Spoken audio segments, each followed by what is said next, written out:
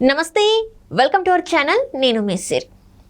కొడాలి నాని వల్లభనేని వంశీ గారికి ఇంకా ఓడిపోతామని అర్థమైందా? అందుకే చివరి అస్త్రంగా ఒక అంశాన్ని ఎంచుకున్నారా? సో ఈ అంశాన్ని మనకి వివరించడానికి మనతో పాటు ఉన్నారు ప్రముఖ రాజకీయ విశ్లేషకులు అర్సమిల్లి శ్రీనివాస్ గారు. నమస్కారం సార్. నమస్కారం. సార్, ఇప్పుడు చూస్తుంటే కొడాలి నాని గారు ఇంకా వల్లభనేని వంశీ గారు వీళ్ళకి ఓటమి ఇంకా ఖాయమని అనిపిస్తుందని అనుకోవాలా? ముందు వీళ్ళకి తెలిసిపోయిందని అనుకోవాలా సార్? అందుకే ఇలాంటి చివరి అస్త్రాలు బయటకు తీస్తున్నారు అనుకోవచ్చా? వాళ్ళు సాధారణంగా ఏంటంటే ఆ అస్త్రం ప్రయోగిస్తారు. ఇది ఆఖరి ఎన్నికలు అంటే జనాలు కొంచెం జాలి ఉంటుంది కదా అని లెక్క అనమాట. అయితే జనాలకు ఒకటి అర్థమైంది ఏంటంటే వీళ్ళ మీద జాలి పడకూడదు అనేటువంటి అర్థమయ్యేలాగా వీళ్ళు వ్యవహరించారు. అంతకుముందు ఎలా ఉన్నా ఈ 5 సంవత్సరాల్లో వీళ్ళు అత్యంత వరస్ట్గా వ్యవహరించారు. చాలా జుగుప్సాకరంగా మాట్లాడారు. తిన్న ఇంటి వాసాలు ఎక్కిట్టారు. జగన్మోహన్ రెడ్డి లాంటి అరాచకవాదికి మద్దతుగా నిలబడి అంతకుముందు వీళ్ళకి రాజకీయ భిక్ష పెట్టిన వాళ్ళని చాలా నీచంగా మాట్లాడారు. కాబట్టి ప్రజలు దేనిని సహిస్తారు కానీ విశ్వాసఘాతకులను సహించరు. First point. మీరు మీ పర్సు కొట్టేసిన వాడిని సర్లేదో వాడు కష్టంలో ఉన్నాడేమో అనుకుంటారు. మీకు కష్టం వచ్చినట్టు కాసేపు బాధపడతారు. లేదా మీకు కష్టం కలిగించిన క్షమించగలుగుతారు. అంతేగాని మిమ్మల్ని నమ్మించి గొంతు కోసి నమ్మించి మోసం చేసి విశ్వాసఘాతకం చూపించడం కూడా వాళ్ళు అసలు ఎప్పటికీ క్షమించలేరు. మానవ సహజం అది. ఇక వీళ్ళ విషయానికి వస్తే ముందు వంశీ అతను ఖచ్చితంగా ఓడిపోతాడు అక్కడ. ఎందుకంటే అతను కంప్లీట్ అక్కడ ఆల్రెడీ లాస్ట్ టైమే అక్కడ ప్రజల్లో అతను వ్యతిరేకత ఉంది. పార్టీలకు అతీతంగా అతని యాటిట్యూడ్, దౌర్జన్యం, దుర్మార్గం, ఆ మాట తీరు ఇవన్నీ చూసి ఆ వైసీపీ వాళ్ళే రివర్స్ అతను. టీడీపీ వాళ్ళు కూడా రివర్స్. వైసీపీ అలాగే వ్యతిరేకంగా ఉన్నారు అతని మీద. అతను వైసీపీలోకి వెళ్ళిన మాత్రం అలా మనసు మారదు కదా. ఇప్పుడు అతను వ్యతిరేకించారు. ఇతను వాళ్ళతో వ్యవహరించిన తీరన్నీ చూసిన తర్వాత ఇతను అలాగే వాళ్ళు ఈ సంగతి చెప్దాం ఉంటారు. అలాంటిది టీడీపీ నుంచి మారాడు కూడా టీడీపీ వాళ్ళు కొళ్ళు మంది ఉంటారు. కసిగా ఇంటి అలాగనే ఓడించాలి. ఇప్పుడు అక్కడ అందుకనే మీరు చెప్పారు దొత్త రామచంద్ర గారు అమ్మాయి ఈసారి ఇదే లాస్ట్ ఎన్నిక, మళ్ళీ ఈసారి ఆ రామచంద్ర గారు అమ్మాయికి సపోర్ట్ చేస్తాను. ఇలాంటి వేడి కోళ్ళు అంటారు దీన్ని. అంటే గతంలో చూసినట్టయితే ఈ రామచంద్రరావు గారిని అసలు దుర్భాషలు ఆడారు బాగా, అసలు నార్మల్గా కాదు. అలాంటిది ఇప్పుడు సడన్ గా వాళ్ళ కూతురు మీద ఇంత అంటే ప్రేమ ఎందుకు వచ్చింది అని చెప్పేసి జనాల్లో కూడా ఒక డౌట్ అయితే వచ్చింది కదా. అవసరం అండి. రేపు ఎన్నికల్లో ఓట్లు కావాలి, వాళ్ళ సపోర్ట్ కావాలి. వాళ్ళు వ్యతిరేకిస్తారేమో, ఈయన ఓడిస్తారేమో అని అనుకుంటున్నాడు. నేను ఖచ్చితంగా ఓడిస్తారు. ఎందుకు ఓడిస్తారంటే దానికి లాజిక్ ఉంది. ఈసారి అలాగా ప్రభుత్వం మారి సూచనలు కనపడతా ఉన్నాయి. వీడు గ్యారంటీగా ఓడిపోతున్నాడు. గ్యారంటీగా ఓడిపోతే ఈ రాజకీయ ముఖ చిత్రం మీదే ఉండడం. ఇతను ఒకవేళ నేను వెళ్ళిపోతాను, ఇదే ఆఖరి ఎన్నికలు, ఇక అనాపని ఇదే ఆఖరి ఎన్నిక ఇతనికి. గెలవటం అనేటువంటి కళ. ఓడిపోయిన తర్వాత మళ్ళా ట్రై చేసి సీన్ ఉండదు ఇతనికి. ఎందుకంటే తోలు తీసి ఎండ వేస్తారు. వీళ్ళు మాట్లాడిన మాటలకి 100 కేసులు పెట్టి లోపల వేస్తారు బయట రాకుండా. అంత తెలుగు ఊరుకోరు అలా అవతల వాళ్ళు. కాబట్టి ఈ దెబ్బకే వాళ్ళు తప్పు లేకుండా టీడీపీ వాళ్ళ చేత మడతెట్టిచ్చేద్దామని చూస్తారు వాళ్ళు. ఇతని ప్రత్యర్థి వర్గం ఏదైతే ఉందో వాళ్ళు వీడు ఓడిపోవాలని కోరుకుంటారు. ఓడించడానికి ప్రయత్నం చేస్తారు. మామూలుగానే ఓడిపోతాడు. వాళ్ళు కూడా గట్టిగా ట్రై చేస్తారు. కాబట్టి పార్టీ తరఫున, వైసీపీ తరఫున ఆనెస్ట్గా గట్టిగా పనిచేయరు. కాబట్టి ఘోరంగా ఓడిపోతాడు. ఓడిపోయిన తర్వాత ఇతను ఎలాగ అడ్డు ఉండడు, వాళ్ళే ఉంటారు. ఇంకా అటువంటిప్పుడు ఎందుకు ఇతనికి చేయాలి? విశ్వాసఘాతకుడికి ఒకవేళ పొరపాటున వాళ్ళు కష్టపడి పనిచేసి పొరపాటున ఏమైనా నెగ్గేసాడు అనుకో, మళ్ళీ వాళ్ళకి అడ్డం వస్తాడు. వీడు మాట మార్చడానికి నమ్మకం ఏంటి? ఆ శుద్ధం దీన్ని కూడా ఎవడన్నా వైసీపీలోకి వెళ్తాడా అన్నాడు. వెళ్ళిపోయా లేదా? టీడీపీ చంద్రబాబు గారు చాలా సూపర్ అన్నవాడు. వాళ్ళ కుటుంబాన్ని అలా నీచంగా మాట్లాడాడు. కాబట్టి ఈయన అసలు నమ్మరు. ఇంకా టీడీపీ కూడా ఏదైనా కొంచెం నమ్ముతారేమో, నా వైసీపీ కూడా అసలు నమ్మరు. కాబట్టి ఇతను ఓడిపోవాలని వాళ్ళు ఇతను ఓడిపోవటానికి పనిచేస్తారు. ఇంట్లో పూజలు కూడా చేస్తారు. అర్థమైందండి. కాబట్టి ఇతను ఓటమి ఖాయం. అతను నిన్న నామినేషన్ వేస్తాను 4 అడుగులు వేయలేకపోతే వీడు ఏం ముద్రిస్తాడు అనుకుంటారు. ఫస్ట్ పాయింట్ అనే కదా. సుఖం మరిగి ఒళ్ళు కొవ్వెక్కిపోయి ఉన్నాడు. దాంతో అతని చరిత్ర ఇంకా వల్లభనేని వంశీ అనేటువంటి వాడు గన్నవరం నియోజకవర్గంలో అతని చరిత్ర అంతే. 2 సార్లు ఎమ్మెల్యే చేశాడు. టికెట్ ఇచ్చిన పార్టీకి వెన్నుపోటు పొడిచి వెళ్ళిపోయి నోటుకు వచ్చినట్టు మాట్లాడాడు. అవును సార్. ఒళ్ళు కొవ్వెక్కిపోయి లోకేష్ని చంద్రబాబు గారిని మాట్లాడాడు. ఇంకా భువనేశ్వర్ గారిని కూడా చాలా నీచంగా మాట్లాడడం చాలా జరిగింది. నీచంగా. అంటే తినే ఇప్పుడు చూస్తుంటే తినే ఒక తెరలేపారు ఇలాంటి వ్యాఖ్యలకి అని కూడా, ఇలాంటి మాటలు మాట్లాడడానికి ఈయననే ఫస్ట్ బీజం వేసిందని కూడా, స్టార్టింగ్ బేస్ వేసింది అతను. ఈయననే అని చెప్పేసి కూడా ఇప్పుడు అతని పరిస్థితి ఏంటంటే డెఫినెట్గా పారిపోవడానికి ట్రై చేస్తారు అతను. ఈ దేశంలోనే ఉండడం. ఎందుకంటే ఫస్ట్ టార్గెట్ అతనే వాళ్ళకి, టీడీపీ వాళ్ళకి 50% అవుతారు. కాబట్టి అతను ఆల్రెడీ ప్లాన్ చేసుకుంటున్నాడు అంటున్నారు. వార్తలు నిజమవుతుందో తెలియదు కానీ జంప్.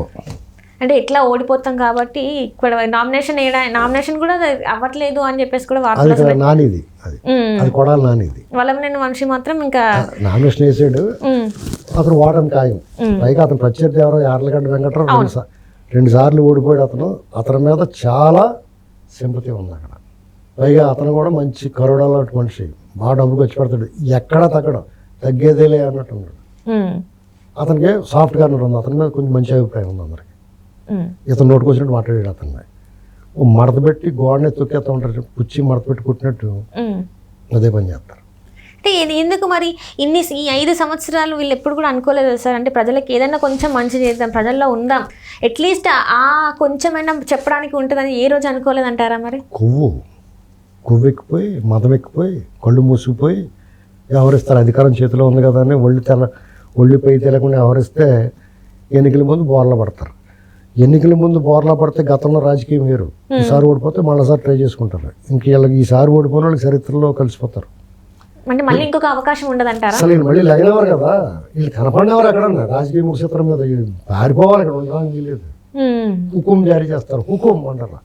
ఓకే.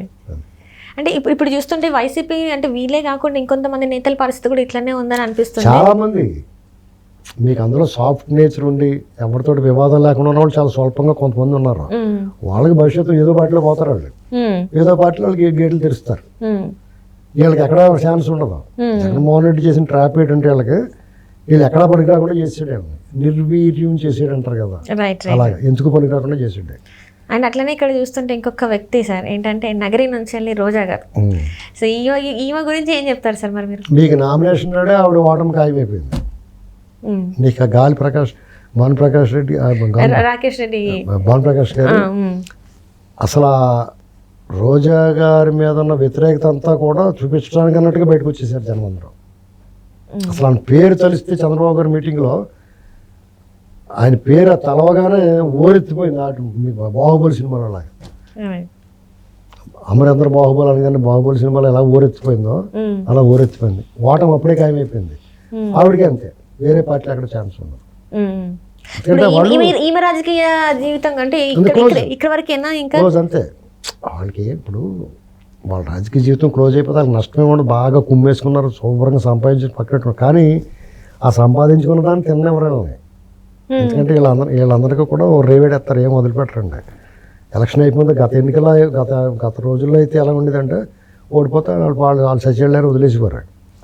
ఇప్పుడు వీళ్ళు చేసిన శాస్త్రాలకి వీళ్ళు మాట్లాడిన మాటలకి వీళ్ళకి రౌండ్ వేస్తారు, ఫుల్గా వదిలిపెట్టరు.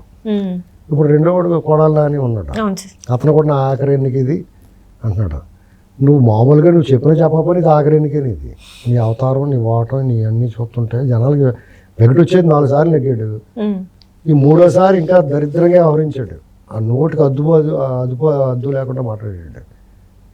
ఎవడ కుటుంబంలో మంచి మర్యాద తెలిసిన కుటుంబం మధ్యతరగతి కుటుంబాలు ఎవరో కూడా ఇతను ముఖం చూడడం కూడా ఇష్టపడతలేదు. ఆ అవతారం కూడా చేతబడులు చేసి వాళ్ళకి ఏంటి అవతారం? అది పద్ధతే పాడు ఉండద్దా? ఒక ప్రజాప్రతినిధి కదా, నువ్వు ఆదర్శవంతంగా ఉండాలి కదా. నోరు ఇప్పితే స్మెల్, దుర్గంధం, ఆ బూతులు, ఆ పంచాంగం ఏంటి? ఏం చూసుకుని ఇదంతా 2 కాళ్ళు మోకాళ్ళ గడ్డ తీసేస్తే ఏం చేస్తారు? రేపు పొద్దున్న మోకాళ్ళ మీద పోలీసులు తీసుకెళ్ళి మోకాళ్ళ చెప్పులు తీసేసారంగో ఏం చేస్తారు? ఊరుకుంటారా? నేను ఊరుకొచ్చిన మాట్లాడు చంద్రబాబు గారిని, లోకేష్ గారిని, ఎవరిని పడతాడు మాట్లాడు నువ్వు. ఇదంతా వాళ్ళు ఆలోచించుకోవాలి. ఇప్పుడు నానిగారైనా వంశీ అయినా ఎవరైనా వాళ్ళు అధికారం ఉంది, భగవంతుడు ఇచ్చాడు, మన బతుకు బస్ స్టాండ్లో ఉండాల్సిందల్లా చాలా మంచి లెవెల్కి తీసుకెళ్ళాడు. సంతోషించి దేవుడి పట్ల కృతజ్ఞతగా ఉండి, తనకు అవకాశం వచ్చిన ప్రజల పట్ల కృతజ్ఞతగా ఉండి నోరు అదుపులో పెట్టుకుని కొంచెం మంచి మాట అనిపించుకుంటే తప్పే ఉంది. ఎంతసేపు జగన్మోహన్ రెడ్డి ప్రాపకం అతని కళల ఆనందం చూడడానికి మాట్లాడావు, రేపు అతను జైల్లోకి వెళ్ళి కూర్చుంటాడు, నిన్ను ఎవడు కాపాడుతాడు? ఈయన కూడా జైల్లోకి వెళ్ళి కూర్చునే అవకాశం ఉందంట. ఎలాగ జైల్లోకి వెళ్ళే ముందు ఫుల్ కోటింగ్ ఇచ్చి పంపిస్తారు కదా, నిన్ను ఎక్కడ వెంటాడేస్తారు కదా, వదులుతారా? Right sir. పైగా అతని నామినేషన్ కూడా సరిగ్గా వివాదం వచ్చింది. అవును సార్. కాబట్టి కొడాలి నాని అయినా వంశీ అయినా ఈవేళ ఒక గుణపాఠం. రాబోయే తరాల్లో రాజకీయ నాయకులు ఒళ్ళు దగ్గర పెట్టుకుని నోరు అబ్జర్వ్లో పెట్టుకుని ప్రజలు గమనిస్తారనేటువంటి గుర్తుపెట్టుకోవాలి. Right sir. అన్నిసార్లు కూడా జగన్మోహన్ రెడ్డి మొన్న వచ్చినట్టు దొంగ ఎలక్షన్లు ఏం జరగవు, దొంగ ఓట్లు ఏం దొరకవు, ప్రభుత్వ ఉద్యోగులు ఏకపక్షంగా పనిచేయరు. అది అయిపోయింది కదా. ఇక చాలా అప్రమత్తంగా ఉంటారు, ప్రతి అంశం జాగ్రత్త పడుతూ ఉంటారు. మీ ఆటలు సాగవు. కొంతమందిని వేసుకుని ప్యాకెట్ ఆడుకుంటారు, లైసెన్స్ కడతారు, కేసు అయితే ఫైన్ కట్టి వస్తాడు. ఇలాంటి మాటలు మాట్లాడితే ఆడవాళ్ళు మీ ఆయన ప్యాకెట్ ఆడుతూ ఒప్పుకుంటావు, నువ్వు తాగేసి వస్తేని బలి తాగి ఇంకా తాగబోయే అంటావా? అనవు కదా. ఆడవాళ్ళు అసహించుకునే విషయాలు అయ్యాయి కదా. ప్యాకెట్ అంటే ఒళ్ళు పై టైం తెలియకుండా ప్యాకెట్లో కూర్చుంటాడు. అవును కదా, అన్నీ మర్చిపోతాడు. ఏదో సినిమాలో చూపిస్తాడు, వాళ్ళ తల్లి చనిపోయి వెళ్ళిపోతున్నా కానీ మళ్ళీ ఈ ఆట ఆడేసి వస్తారంటాడు. అంటే అంత దారుణమైన వ్యసనం అది. ఇల్లు ఒళ్ళు గొల్లైపోతుంది అది. తాగుడైతే పేగులు కూలిపోతాయి, ఎవరో కిడ్నీలు చెడిపోతారు, ఆఖరికి మనుషులు ఎండిపోయి ఎంట్రీలాగా అయిపోయి చచ్చిపోతారు. ఇలాంటివన్నీ ఉంటాయి కదా. ఆడవాళ్ళు ఎందుకు ఒప్పుకుంటారు? ఈ దెబ్బతో ఇతను అసలు స్వరూపం చూశారు. ఆ బేకరాకారం అని ఆ నిర్లక్ష్య వ్యవహారం, ప్రజాప్రతినిధిగా ఉండవలసిన లక్షణాలు ఒక్కటి కూడా లేదు. ఇవన్నీ చూసి నేను ఇంటికి పంపించాలి రా బాబు అనుకుంటారు, పంపిస్తారు అంతే. రైట్.